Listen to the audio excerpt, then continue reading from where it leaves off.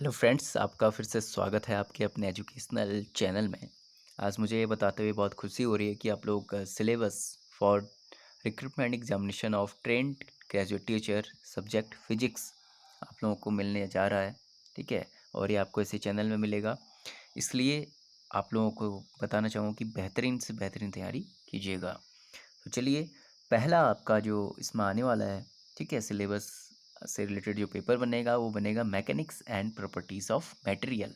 ठीक है, तो इसमें आपको क्या क्या पढ़ना है? Unit and dimension, accuracy, precision, okay, और error, dimension analysis and it application, motion in one and two dimension, uniform and non uniform motion, relative velocity, circular motion, projectile motion, laws of motion, friction and example of circular motion. ठीक है, work, energy, power, potential energy and kinetic energy, potential energy of a spring, conservative and non-conservative forces, elastic and inelastic force in one dimension and two dimension। इसमें मतलब most important आपका रहता है energy से related काफ़ी question बनते हैं। ऐसे ही सेंटर ऑफ मास की मैं बात करूँ तो इसमें आपको पढ़ना है एप्लीकेशन की, movement of forces, torque of parallel and perpendicular axis.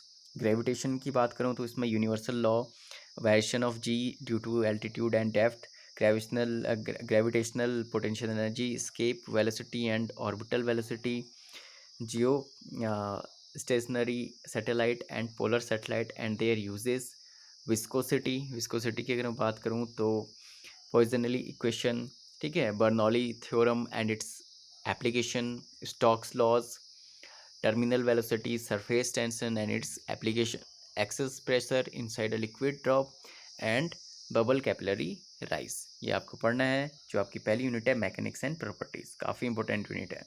Second आपकी हीट एंड थर्मोडाइनमिक, ये भी काफ़ी इंपॉर्टेंट यूनिट बनती है।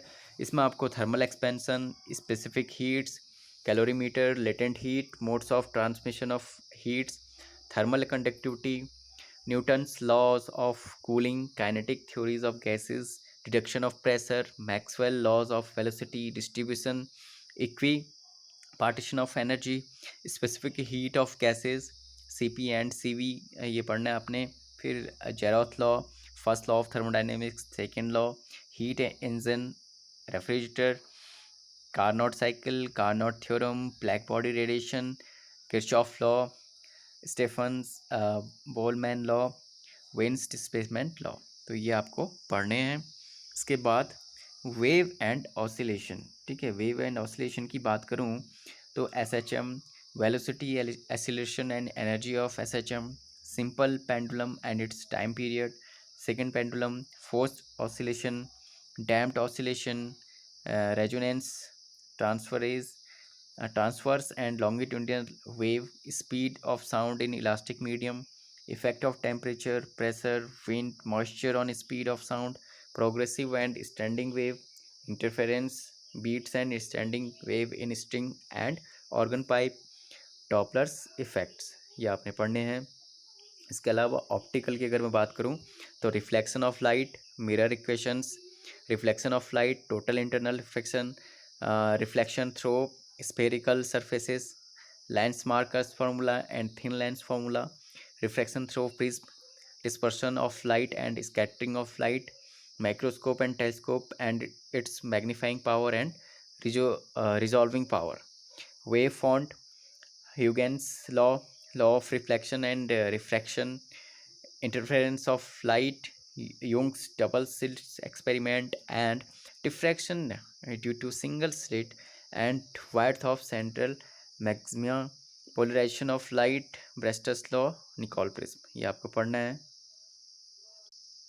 नेक्स्ट टॉपिक है आपका इलेक्ट्रिसिटी एंड मैग्नेटिज्म। इसमें आपको Coulomb's law, okay, super position principle, electric field due to point charge and dipole, torque on electric dipole, electric flux, Gauss Gauss's theorem and its application, electric potential due to point charge and electric dipole, equipotential surface, okay, capacitance in series and parallel combination, capacitance in case of dielectric constant, energy stored in parallel plate capacitor, dielectric A and polarization, Van Graaff generator.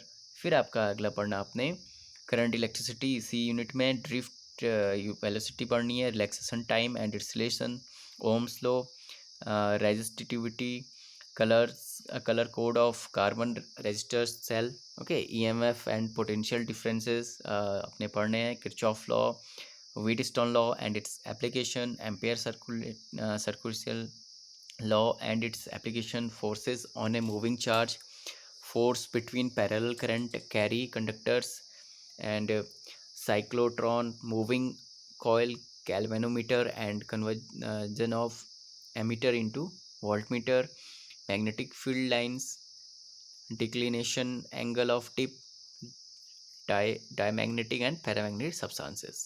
Next unit है आपकी modern physics, ठीक है, ये काफ़ी important unit है modern physics. ये लगभग सारी भी जितने भी एग्जाम है आपके सबके लिए इंपॉर्टेंट है फिजिक्स से रिलेटेड। फोटो इलेक्ट्रिक इफेक्ट इसमें आता है, Einstein photoelectric equation, Compton effect, photo cell, Bohr's theory of hydrogen atom, radius and energy of electron in orbit of hydrogen atom, production of X rays and its characteristics, Mosley laws and its use, wave nature of particle, de Broglie law, Davison and Zermer experiment, Rutherford's scattering experiment, size of nucleus, mass defect, binding energy, magic number, nuclear force and its properties, radioactivity, decay law, properties of alpha, beta and gamma rays, half life, mean life, Q value of nuclear reaction, nuclear fission, amorphous and crystalline solid, crystal lattice, primitive cell, types of crystal lattice, potential energy of electron in metal, energy bonds in solids. तो काफ़ी important unit है, इसको अच्छे से देखिएगा। Electric and electronic and communication next है आपका, इसमें आपको energy bands in solid, semiconductor, intrinsic जो इंस्ट्रिंसिंग एंड एक्सट्रिंसिंग सेमीकंडक्टर्स हैं, P type and N type semiconductor ये पढ़ने हैं।